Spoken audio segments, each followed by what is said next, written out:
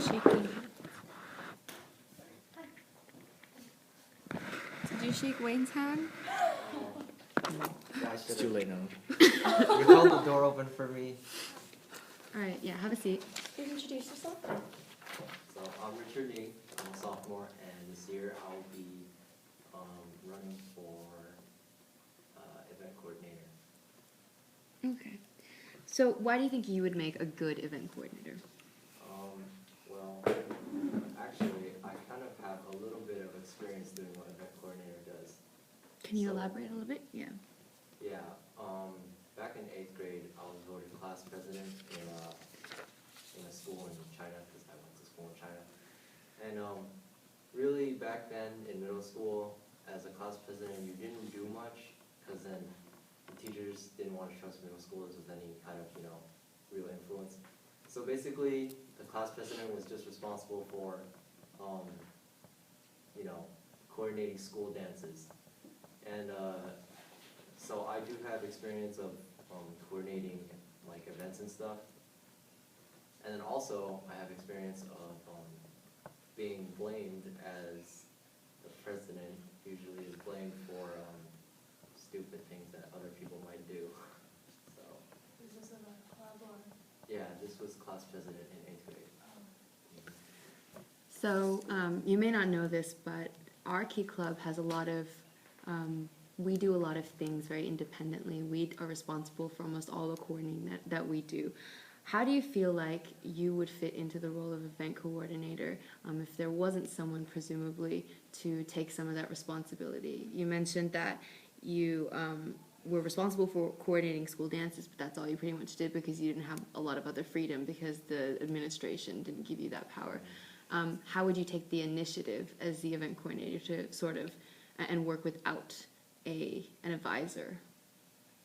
I'm not quite sure what you're asking. Do you want me to rephrase? Yeah. Okay, yeah. Okay. You as a leader on the staff are responsible for taking the initiative, basically, to go and find events. Do you feel like your experience coordinating school dances and stuff like that necessarily applies? Actually, to be honest, no, it doesn't, because I believe that event coordinator and Key Club would be more of like, you have to go out there and search for like events, right? As class president in 8th grade, that doesn't really apply because I was pretty much given a set like number of dances or whatever that I had planned, and then I just carried out those events. It wasn't like searching for events to put our members into as volunteers, so no, it would not apply. Okay. What does your academic schedule look like next year? Do you mean like my What school, classes? what classes? Okay, well, I plan to take 4 AP classes, AP Statistics, AP Physics, AP English, Junior, and AP US History.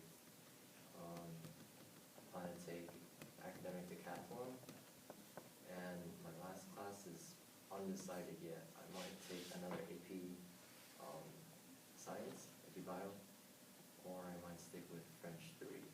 So. Okay. And what is your extracurricular schedule going to be looking like next year? So other clubs, sports, things outside of school? So I'm going to join tennis. That will be pretty demanding second semester. I'm attempting to charter my own club, but that's going to be a small kind of recreational club. So personally, I don't think that'll take too much time out of the schedule. I'm also going to run for a second officer position in FBLA. So depending on whether or not I get that. What that's position? Pretty much public relations, PR. And how do you plan to manage your time next year? Well, I always set schedules regardless, so I'll see what responsibilities I'll have next year, and then I'll create like a weekly schedule for myself and adhere to that schedule. Just basic time management. Okay. Okay, Richard. So, being an event coordinator is about finding events and leaving good impressions with the coordinator themselves to convince them to allow you to send your volunteers to the event. And so pretend you're leaving me a voicemail and I'm the event coordinator for an event that you want us to attend, and say presumably you're the event coordinator. Like, tell me your pitch. Okay, so, hello, Miss Erica Fang. I'm Richard Nee of LHS Key Club, and I would like to have more information on this event that is going on.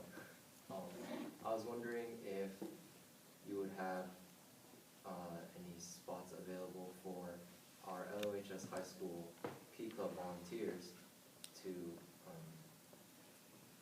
participate in this event as volunteers. If you could call me back or leave me any kind of message with information regarding this event, for example, how many people would you meet and what time and what place would it be, I would appreciate it very much. Thank you. Okay. One more scenario question. So members of the Key Club have been acting pretty wild at events, not doing their job, and we've been experiencing problems. And so the event coordinator contacts you, very, very upset. And not only do you have to respond to her, but also to your members. How would you take care of that situation? It really depends on what is going wrong. I mean, most of the time, I would stick with a general apology to the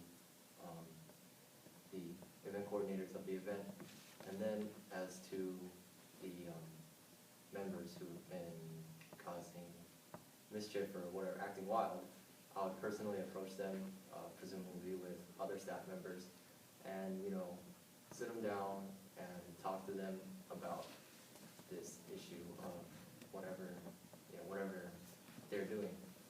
And I would just give them a warning and hope that next time they won't do such a thing. Okay. Okay, so what does community service mean to you? I think it means putting the time and effort in to give back to the community, which has given so much to us. I mean, because we rely on this community a lot, and I just think that, especially as high schoolers, as minors, because we don't pay taxes or anything, we should give back. And even after we reach 18 and everything, we still should give back to our community. And it just encourages everyone to help each other when they see volunteers out there, and then you can set a good example for future volunteers. Okay. Is there anything else that you'd like to add that you were unable to tell us during the interview? No. Do you have any questions? Actually, Erica, what is the hardest thing that you think is, what is the biggest responsibility or biggest pressure source from being an event coordinator? I think that the biggest pressure and the biggest responsibility is being responsible for the volunteers that attend the events. Event coordinators are usually very warm and welcoming when you ask them to attend because they have high expectations. But when we fail to meet those expectations, the burden falls back on you in saying that, you promised me that you would send me people who, are good and are willing to work, but it's quite the opposite. And so when you get things like that, it's a lot of pressure and it's a lot of responsibility, especially if it's like the city where you need to have a good relationship with them to continue working. So the pressure is in being responsible for others. But if you learn to deal with that, you'll be good. Also, another question. Is event coordinator responsible for pairing up Key Club members and events? Like, what I mean is, I see a little flaw in the current event, matching up events with members right now. To be frank, it's pretty much a pain to walk up every Friday morning and squeeze in with all the other people to grab a tiny little slip and sign in to an event. How would you like to change that next year? What would you do? It's just not accessible enough. So I would try to make it more accessible to members. How? So we could have like an online sign-up sheet instead of, small sign-up sheets, because crowding is a pretty big problem, as we've seen. So an online sign-up sheet would lessen the crowding. We could have an online events like calendar to help members better plan their events, because like I know we have dates right now and stuff, but if we could make it more visual, there'd be less events there'd be less members that would flake out. Yeah. Have There'd you be been less- on the Key Club website? Yeah. Oh. Well, I've seen the newsletter. Okay, because it's been on there, the events. Right, we've had the sign-up sheets being posted as pictures on there. I do agree, we have explored the option, and we thought about it and talked about the option of putting things online. But in the beginning of the year, like, we kind of felt like we weren't, there yet. And sometimes we agree, it gets a little bit crowded, but that's, I guess, for current situations, like, we tried spreading it out around the room.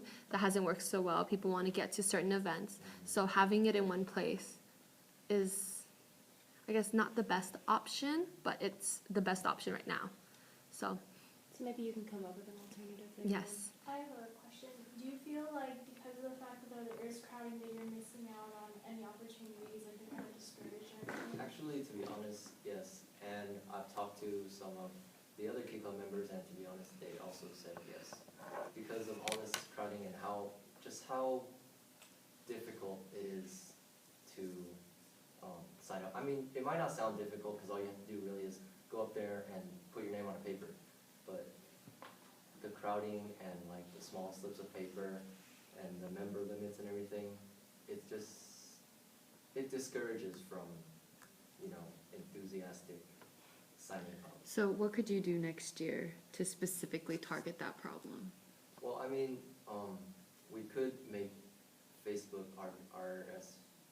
like reservation pages for like certain events, individual events, so that we can have a clear list of who's going, who's not going. What about those who do not have Facebook? Well, that is a problem. We could expand the Key Club website into like more usage, because personally I don't check the Key Club website weekly or even monthly. I don't check it a lot, and I know a lot of members also don't check it a lot. If we could incorporate the Key Club website into more use next year, then it'd be more accessible for everyone. Speaking from experience, I like your idea, but a lot of the times on websites you cannot cap. So what would you do if there was like a member overflow for a limited event? What do you mean you cannot? So what if the event had 10 spots and then 20 people signed up for it? Well, it all depends on what kind of format you use on the website. If you use, I'm sure we could come up with some kind of design for just an online sign-up sheet where there are just 10 spots and the first 10 people to, fill their names in would get the spots. Do you think this will hinder people who do not have computer access from signing up for events? Definitely, but I think that if we used both the, what we're already using, the paper sign-up sheets, and the online, then it would, it'd make it accessible to everyone. So the people who use computers a lot, they could sign up online, and the people who don't necessarily have access to the internet, perhaps, or computers, they could sign up on the paper sheets. Okay, do you have any other, do you want to, No, I was just gonna. Do you have any other questions? that you'd like, yeah? No, that's pretty much it. Okay, so tell us. Oh, wait, no. Okay. You said you lived in China? You Yes, speak Oh. Chinese? yes. Can you sing us a song in Chinese? Oh. I don't know what you're trying to say. Oh, you None? said has like a childhood song, like 两只老虎，你还会唱吧？ Make up a song in Chinese. 两只老虎，两只老虎啊 Yeah, I don't know what else. Yeah.